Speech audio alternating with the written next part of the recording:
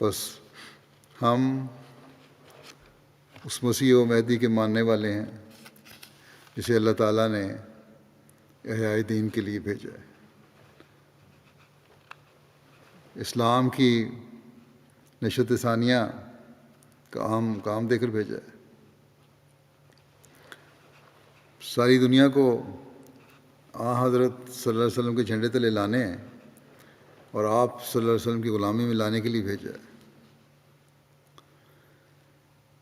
اور آپ علیہ السلام نے حضرت صلی اللہ علیہ وسلم کی محبت میں ڈوب کر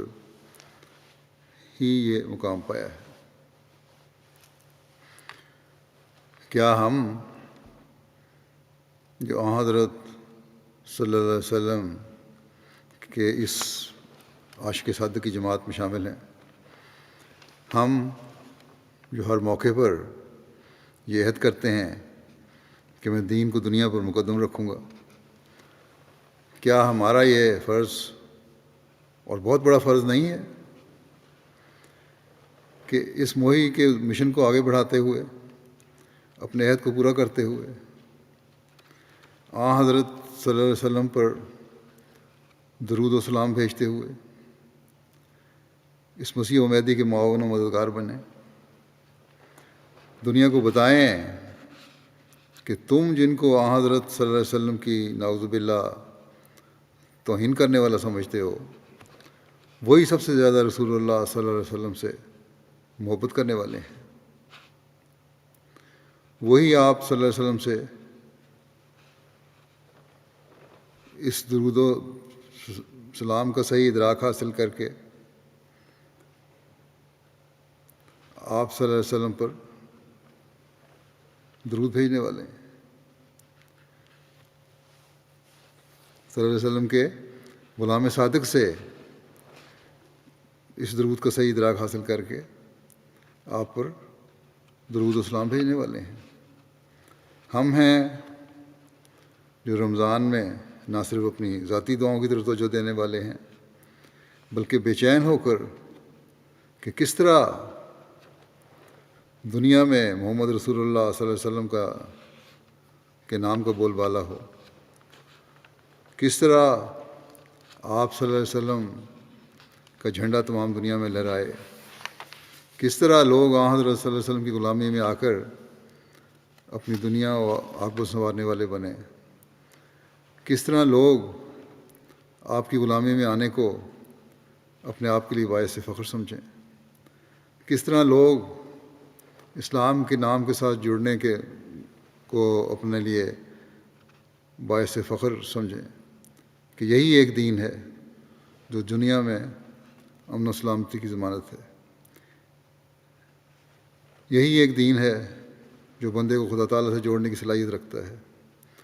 یہی ایک دین ہے جو دعویٰ کرتا ہے کہ آج بھی محمد رسول اللہ صلی اللہ علیہ وسلم کے پیار کی وجہ سے اللہ تعالیٰ ان کے ماننے والوں کی دعاؤں کو سنتا ہے اور انہیں جواب دیتا ہے۔ بس ایک بہت بڑی ذمہ داری ہے جو ہم احمدیوں کے کندھوں پر ڈالی گئی ہے، ہم نے ہی دنیا کو اب یہ بتانا ہے،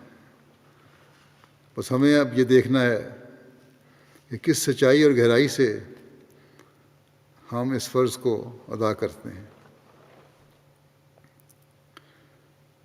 اور پھر اللہ تعالیٰ کے فضلوں اور انعاموں سے فیض اٹھانے والے بنتے ہیں۔ اگر ہم نے حقیقتاً تا قیامت ان انعاموں اور فضلوں کا وارث بننا ہے تو ہم انفرادی طور پر بھی اور اجتماعی طور پر بھی حضرت صلی اللہ علیہ وسلم پر درود و سلام بھیجتے چلے ہمیں حضرت صلی اللہ علیہ وسلم پر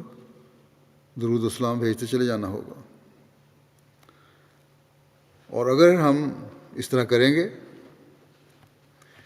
تو پھر ہم دیکھیں گے کہ کس طرح دشمن کے مکر اور اس کے حربے اور اس کے حملے اللہ تعالیٰ کے فضل سے تباہ و برباد ہو جاتے ہیں، کس طرح دشمن کو اللہ تعالیٰ دشمن سے خود ہی اللہ تعالیٰ نپٹ لیتا ہے۔ ہم دیکھیں گے کہ روحانی طور پر بھی ہم اور ہماری نسلیں ترقی کی منازل طے کرنے والی ہوں گی۔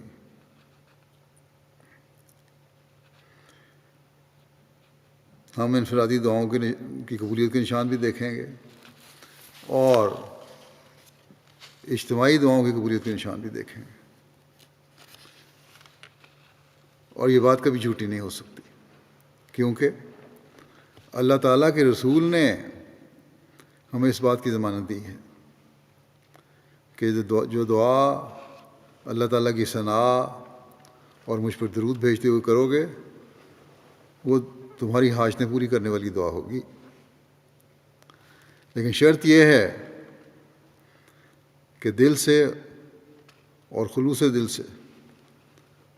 ادا کیا ہوا یہ درود ہو۔ حضرت صلی اللہ علیہ وسلم کے مقام و مرتبہ کے بلند تر کرنے کی ایک تڑپ ہو۔ اللہ تعالیٰ کے حضور دلی دعا ہو، اور یہ اس صورت میں ہو سکتا ہے جب اس بات کی گہرائی اور حکمت کا بھی علم ہو۔